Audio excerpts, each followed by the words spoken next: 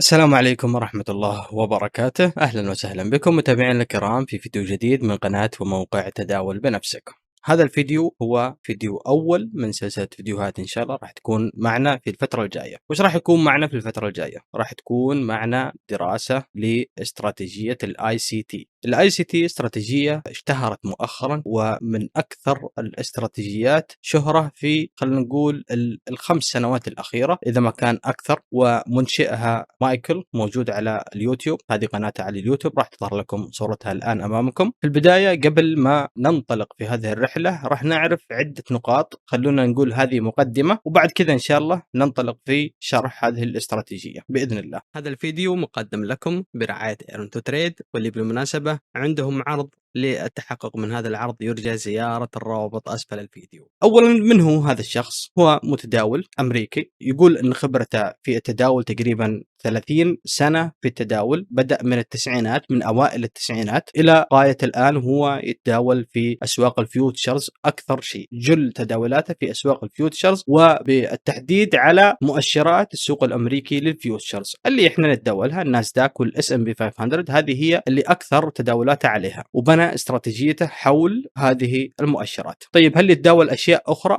ذكر أنه يتداول الفوركس، ذكر أنه ما تداول العملات الرقمية أبدا ولا عنده نية أنه يتداولها. وش الأسباب ما أعرف، ولكن هو ذكر هذا الشيء. طيب، هل حقق إنجازات من ضمن تداولاته؟ هل عنده مثلا ثروة كونها أفصح عنها؟ بحثت ما لقيته هو شخصيا تكلم عن ثروته أو تكلم عن صافي ربحه من التداول، ولكن هناك توقعات لثروة هذا الرجل تقدر ب 25 مليون دولار جمعها من تداولات ومن أعمال أخرى، كونه هو عنده خلفية برمجية في الحاسوب، وعنده أعمال أخرى، عنده بزنس حول هذا الأمر، حول البرمجة غير عن التداول. إذن عنده ثلاثة أنواع من البزنس، عنده تداول، وعنده دروس التداول، وعنده البزنس الخاص اللي هو بعيد عن التداول اللي هو البرمجة. يشاع أنه في وقت من الأوقات كان رسوم المنتورشيب الخاصة اللي هو لما تيجي تدرس عنده بشكل خاص توصل إلى 20,000 دولار للشخص، وهذا بكل تأكيد راح يكون ثروة كبيرة جمعها من هذا الموضوع. وحتى هو شخصيا ما أنكر هذا الشيء، يعني أقر أنه عنده مبلغ كبير جمعه من رسوم المتداولين.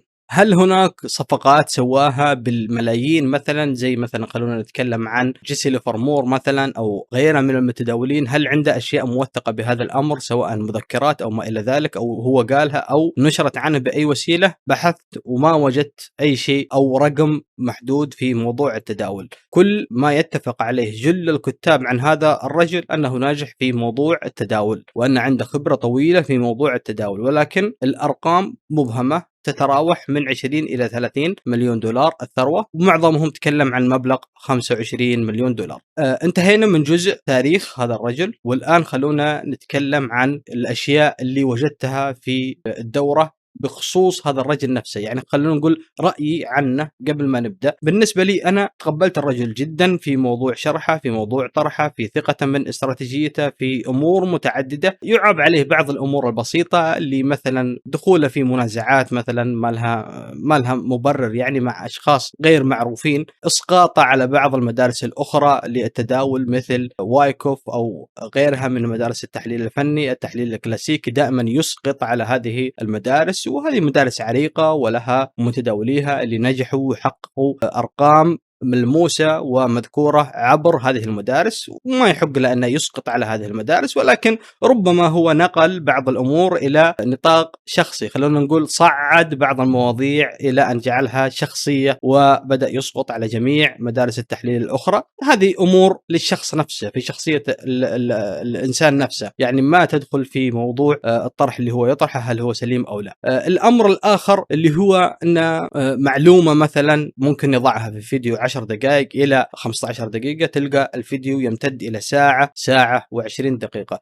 معلومة أخرى مثلا أو عدة معلومات تستغرق فيديو 5 دقائق مثلا، يمتد هذا الفيديو إلى 45 دقيقة. والأدهى والأمر أنه هو مثلا ما يعطيك هذه المعلومات في بداية الفيديو وبعدين يقول لك خلاص إحنا الآن خلصنا معلومات بنبدأ نسولف عن السوق. لا، هو يبدأ يتكلم، يفتح الشاشة خلونا نقول ستايل التدريب القديم أو المدرسة القديمة، يفتح الشاشة قدامه معاملها معاملة سبورة ويبدأ يتكلم، يسترسل، ممكن تجده فجأة يتكلم عن عائلته وبعدين يرجع للحديث مرة أخرى. الأدهى والأمر من هذا كله أنك أنت ما تقدر تقدم الفيديو ولو ثانية واحدة. ليش؟ لأن ممكن خلال تقديم الفيديو هذه الثانية هو رمى المعلومة، هو يتكلم يتكلم يتكلم يتكلم، بعد كذا يرمي المعلومة. أنت عندك النوت تسجل هذه المعلومة، يتكلم بعد كذا 10 دقائق عن وش اللي ممكن هو يسويه، عن قوة هذه الاستراتيجية مثلا، عن بعض الأخطاء اللي يقع فيها المتداولين. فجأة يرمي لك معلومة ما بين هذا كله،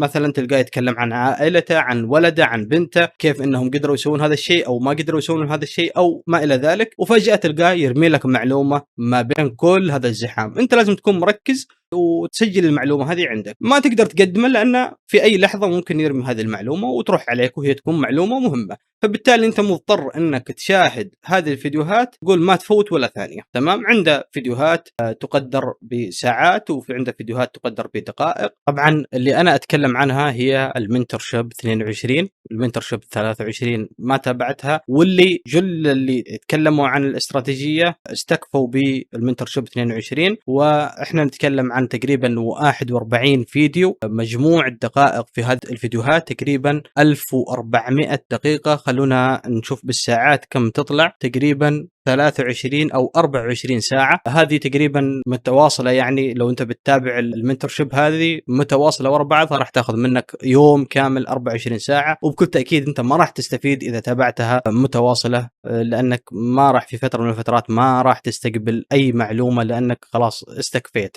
فبالتالي الطريقة اللي أنا اتخذتها في متابعة هذه المنتورشيب هي أني تابعتها في البداية كذا فقط، تابعتها من دون أي شيء، فقط أتابع في اليوم فيديوهين إلى 3 فيديوهات، أخذ مني تقريبا حوالي أسبوع ونصف تقريبا. بعدين بدأت أرجع مرة أخرى أتابع وأسجل إلى أن وصلت إلى حد معين. هذا الحد هو اللي أنا أبي أوصل إلى عنده، لأنك أنت ما تحتاج انك تتابع كل ال 41 فيديو هذه، تقريبا المهم منها الى غايه الفيديو رقم 13 او 14، بعدين يبدا تكرار ويبدا في نماذج اخرى، لان هذا الرجل عنده حوالي 13 سيت اب للدخول. فانت صعب انك تاخذ خبره 30 سنه وتجي تدرسها مره واحده وتجي تتعمق فيها كلها مع بعضها سوا. فاحنا وش اللي راح نسويه؟ راح نغطي النظره العامه للاستراتيجيه، كيفيه تحديد هذه الاستراتيجيه وتحليلها للسوق وين متجه السوق، وبعد كذا راح ناخذ نماذج الدخول، واللي راح نعتمد اكثر شيء على نموذج واحد للدخول، ولكن هذا النموذج يلزم عده اشياء لازم نعرفها. هذه الكورسات راح تجي ان شاء الله بشكل منتظم، ما راح تكون يعني منتظم مثلا كل يوم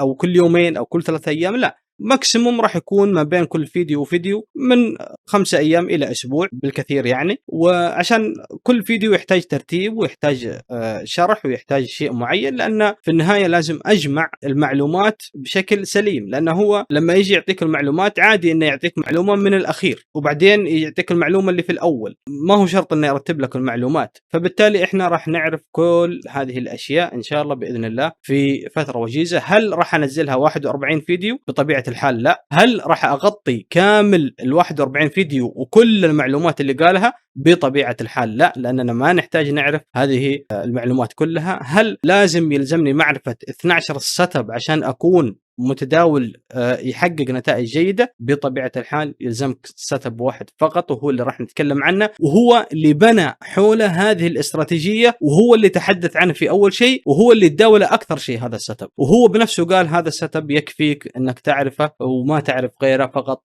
أنك تتعمق فيه وأنك تكون متداول جيد فيه. بإذن الله راح نتكلم عنه بداية من الحلقات القادمة بإذن الله. أشوفكم على خير، فمان الله.